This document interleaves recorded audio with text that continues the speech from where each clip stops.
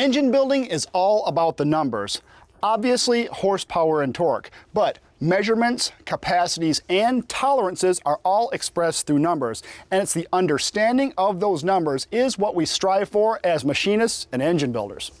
Today, we're going to be discussing one of my favorites, an engine's specific output. That is how much horsepower an engine produces relative to its cubic inch displacement, and the higher the ratio, the better.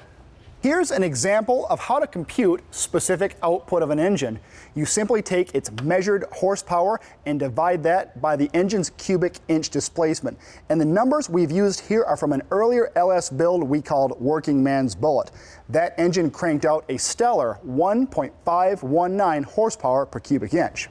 Elsewhere on the trusty whiteboard, I've written down some examples of what a typical, well-built, high-performance engine should have for specific output depending on the fuel used. Now keep in mind, this relies heavily on how well the parts were selected and how well the engine was tuned. Street bullets using gasoline of an octane rating of 93 will be in the range from 1.25 to 1.55 horsepower per cubic inch.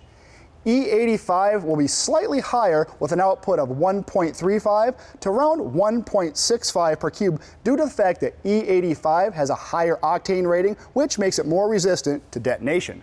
We aren't going to go over race engines at this time because frankly their specific output is not generally limited by the fuel.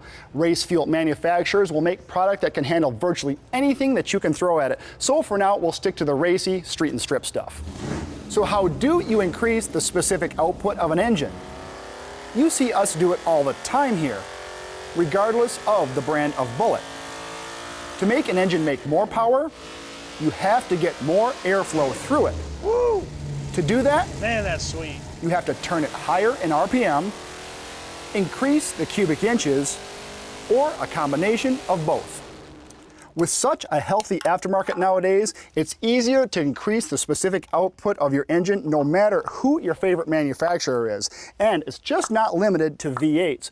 4 and 6 cylinder guys also have stuff available to them. And it's interesting that a benchmark of 100 horsepower per liter is what's talked about in the import scene, but that's a great number to achieve for any naturally aspirated power plant. Now, you can get there by using some sort of boost, but getting there without it, in my opinion, is much more gratifying.